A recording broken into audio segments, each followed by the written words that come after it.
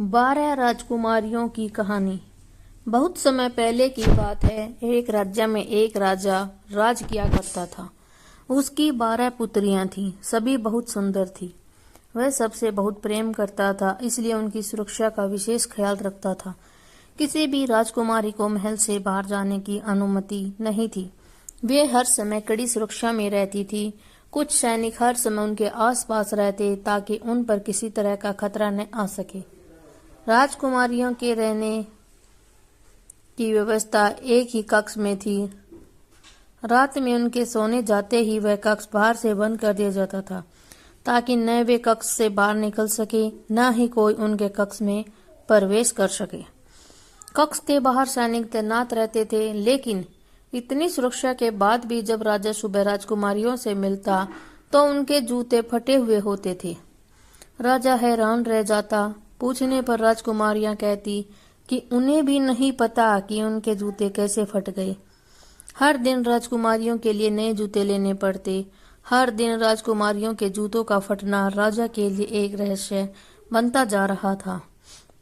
वह चाहता था कि इस रहस्य का पर्दाफाश हो, इसलिए अपने स्तर पर उसने कई प्रयास किए, लेकिन सफल नहीं हो सका।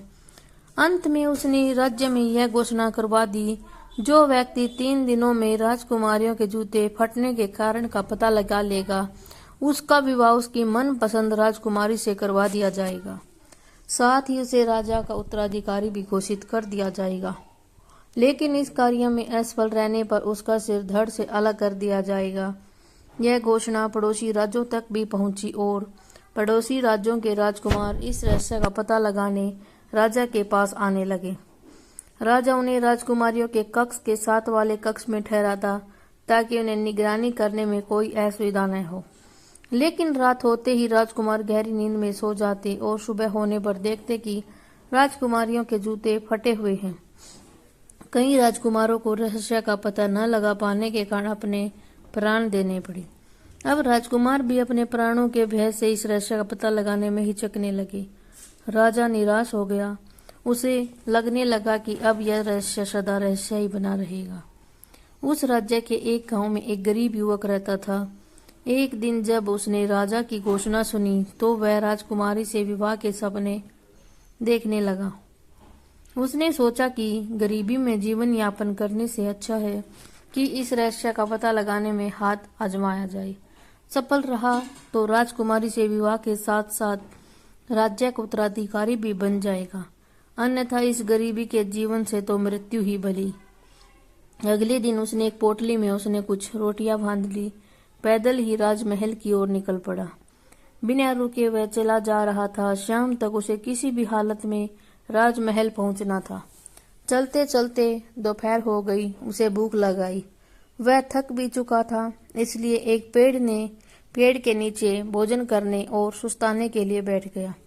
लेकिन जैसे ही उसने खाने के लिए पोटली खोली, एक बूढ़ी औरत वहां आ गई और उसने उससे खाना मांगा। युवक भूख से बेहाल था, लेकिन दयावश उसने अपनी सारी रोटियां उस बूढ़ी औरत को दे दी। रोटियां खाकर वह औरत तृप्त हो गई और उसने युवक को ढेर सारा आशीर्वाद दिया। पूछने पर युवक ने उसे बताया कि वह राज्य की 12 राजकुमारियों के जूते फटने के रहस्य का पता लगाने जा रहा है। तब बूढ़ी औरत ने उसे एक टोपी दी और बोली, बेटा, ये कोई साधारण टोपी नहीं है, ये एक जादुई टोपी है। इसे तुम जब भी पहनोगे अदृश्य हो जाओगे। हो सकता है ये तुम्हारे काम आए। और हाँ, मेरी एक बात याद रखना, यदि राजकुमारियां तुम्हें कुछ भी खाने पीने को दें तो उसे मत खाना। टोपी लेकर युवक ने बूढ़ी औरत से विदा ली और महल की ओर चल पड़ा। शाम होते तक वह महल पहुंच चुका।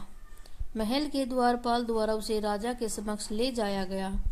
उसने राजा को अपने आने का प्रयोजन बताया तो राजा के राजकुमारियों के कक्ष के निकट एक कक्ष में उसके रहने की व्यवस्था कर दी। रात में युवक अपने कक्ष में बैठा हुआ था कि सबसे बड़ी राजकुमारी शरबत लेकर उसके पास आई और उसे देते हुए बोली, मैं यह शरबत बैठ कर आपका महल में स्वागत करती हूँ। आपने ऐसा शरबत पहले कभी नहीं पिया होगा। इतनी सुंदर राजकुमारी को देख युवक कुछ कह ही नहीं पाया और बूढ़ी औरत द्वारा दी गई चेतावनी भूल गया। शरबत का गिलास हाथ में लेकर वह उसे एक बार में ही गटक गया। राजकुमारी मुस्कुराते हुए चली गई। राजकुमारी के जाते ही शरबत ने अपना सर दिखाया। युवक नींद के आगोश में समाने लगा। वास्तव में उस शरबत में नींद की दवा मिली हुई थी। रात भर युवक गहरी नींद में सोता रहा। सुबह उठकर जब वह राजा के पास गया तो उसे पता चला कि 12 राजकुमारियों ने जूते फटे हुए हैं। राजा ने उसे चेताया कि अब उसे पास मात्र 2 दिन का समय शेष है। इन 2 दिनों में यदि उसने राजकुमारियों के जूते फटने का रहस्य का पता नहीं लगाया तो उसका सिर धड़ से अलग कर दिया जाएगा। युवक को अपनी गलती का एहसास था। उसने तय किया कि वह आज की पूरी रात जागेगा। बूढ़ी औरत की दी हुई जादुई टोपी पहनकर राजकुमारियों के कक्ष में जाकर निगरानी करेगा। रात हुई तो सबसे छोटी राजकुमारी शरबत लेकर युवक के पास आ गई। सारी राजकुमारियों में वह सबसे सुंदर थी। उसने जब शरबत का गिलास आगे बढ़ाया तो युवक फिर बूढ़ी औरत की चेतावनी भूल गया। उस रात भी शरबत पीकर गहरी नींद सो गया। सुबह उठने पर उसे फिर से अपनी गलती का एहसास हुआ। राजा ने उसे बुलाकर अंतिम चेतावनी दे दी कि इस रात रहस्य का पता न लगा पाने पर वह अगली सुबह अपने प्राण गंवा देगा। अब युवक के सामने करो या मरो की स्थिति थी। उसे उस रात हर हाल में जागना था और राजकुमारियों के जूते फटने के रहस्य का पता लगाना था। रात में फिर से छोटी राजकुमारी शरबत लेकर उसके पास आई, लेकिन इस बार वह सावधान था। उसने शरबत का गिलास ले तो लिया लेकिन पिया नहीं। राजकुमारी के जाने के बाद उसने शरबत खिड़की से बाहर फेंक दिया।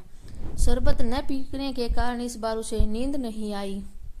देर रात वह बूढ़ी औरत की दी हुई जादुई टोपी पहनकर 12 राजकुमारियों के कमरे में चला गया।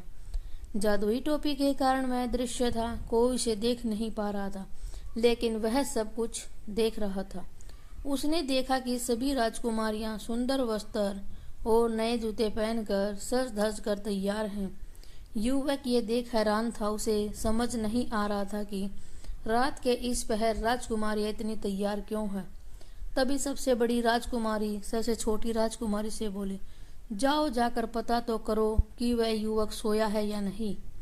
छोटी राजकुमारी युवक के कक्ष की ओर की दीवार पर कान लगाकर खड़ी हो गई। उसके खर्राटे सुनने की कोशिश करने लगी। युवक समझ गया कि उसे खर्राटे की आवाज निकालनी होगी ताकि राजकुमारियां उसकी ओर से निश्चित हो जाएं। वह अदृश्य अव्यवस्था में दीवार के पास जाकर खर्राटे की आवाज निकालने लगा, जिससे छोटी राजकुमारी को लगा कि वह सो गया है। उसने सारी राजकुमारियों को यह खबर दे दी। फिर सबसे बड़ी राजकुमारी ने 12 बिस्तरों में से एक बिस्तर खिसकाया। 3 बार ताली बजाई। ताली बजाते ही वहां की जमीन एक ओर खिसक गई। वह एक गुप्त मार्ग था जहां नीचे की ओर सीढ़ियां बनी हुई थी। सभी राजकुमारियां एक एक कर उस गुप्त मार्ग में बनी सीढ़ियों से नीचे उतरने लगी। युवक भी उनके पीछे हो लिया। सीढ़ियां खत्म होने पर एक घना जंगल पड़ा। उस जंगल में लगे पेड़ों की डालियां सुनहरी थी। युवक ने एक सुनहरी डाली तोड़कर अपने पास रख ली। जंगल पार कर राजकुमारियां एक झील के किनारे पहुंची, जहां 12 नावों में 12 राजकुमार उनका इंतजार कर रहे थे। सभी राजकुमारियां एक एक नाव में बैठ गई। युवक सबसे छोटी राजकुमारी की नाव में बैठा। नाव में बैठकर राजकुमारियां नदी पार करने लगी। छोटी राजकुमारी को अपनी नाव कुछ भारी प्रतीत हो रही थी। होती भी क्यों ना, उसमें युवक बैठा हुआ था। उसने पास ही एक दूसरी नाव में बैठी अपनी बड़ी बहन को यह बताया तो वह हंसने लगी। बोली, लगता है आज वह नींद में है। फिर छोटी राजकुमारी कुछ न बोली। कुछ ही देर में नाव नदी पार पहुंची गई। सभी राजकुमारियां राजकुमारों के साथ नाव से उतरी और आगे बढ़ने लगी। कुछ ही दूर रोशनी से जगमगाता एक शानदार महल था। उस महल में संगीत गूंज रही थी। राजकुमारियां महल के अंदर चली गई। युवक भी पीछे पीछे महल में चला गया। वहां उसने देखा कि कई युवक और युवतियां एक साथ नृत्य कर रही हैं। राजकुमारियां भी राजकुमारों के साथ नृत्य करने लगी। युवक को अब 12 राजकुमारियों के जूते फटने का कारण समझ आ चुका था। वह एक किनारे पर खड़ा होकर सबको नृत्य करते देखने लगा। थोड़ी देर बाद उसे भूख लगने लगी। उसने देखा कि उस कक्ष के एक किनारे पर रखी मेज पर ढेर सारे पकवान सजे हुए हैं। उसने एक मिठाई उठाई और अपने मुंह में ढाल ली। उसी समय सबसे छोटी राजकुमारी की नज़र उस ओर चली गई। उसने मिठाई को हवा में उड़ते और गायब होते देख लिया। यह देख वह डर गई। वह सबसे बड़ी राजकुमारी के पास गई और यह बात बताई तो वह बोली, लगता है तुम आज खुली आंखों से सपने देख रही हो। छोटी राजकुमारी क्या कहती, चुप हो गई। इधर युवक ने वहां रखे बर्तनों में से एक सुनहरा प्याला उठाया और अपने पास रख लिया। राजकुमारियां रात भर नृत्य करती रही। फिर सुबह होने पर महल से निकलकर नाव में बैठकर नदी पार करके जंगल से होते हुए सीढ़ियां चढ़कर गुप्त द्वार से अपने शयन कक्ष में आ गई। युवक भी उनके पीछे पीछे वापस आ गया। कुछ देर में ही राजा का बुलावा आ गया। जब वह द्वार पहुंचा तो 12 राजकुमारियां भी वहां उपस्थित थी। उनके जूते फटे हुए थे। राजा ने युवक से पूछा, क्या तुम राजकुमारियों के जूते फटने का रहस्य पता लगा पाए? यदि नहीं तो अपनी अंतिम सांसें ले लो। युवक बोला, महाराज, मैंने इस रहस्य के बारे में पता लगा लिया है। उसने रात की पूरी घटना राजा को बता दी। परिणाम स्वरूप उसने जंगल में पेड़ से तोड़ी सुनहरी डाली और महल से उठाया सुनहरा प्याला राजा के समक्ष प्रस्तुत किया। राजा ने जब राजकुमारियों से इस बारे में पूछा तो उन्होंने भी ये बात स्वीकार कर ली। राजकुमारियों के जूते फटने का रहस्य उजागर हो चुका था। राजा ने अपना वचन निभाते हुए युवक से पूछा कि वह किस राजकुमारी से विवाह करना चाहता है। युवक ने सबसे छोटी राजकुमारी से विवाह की इच्छा जताई। राजा ने युवक का विवाह सबसे छोटी राजकुमारी से करवा दिया। उसे अपना उत्तराधिकारी घोषित कर दिया। इस तरह अपनी नेक दिली निडरता से एक साधारण युवक उस राज्य का उत्तराधिकारी बन गया। Thanks for watching.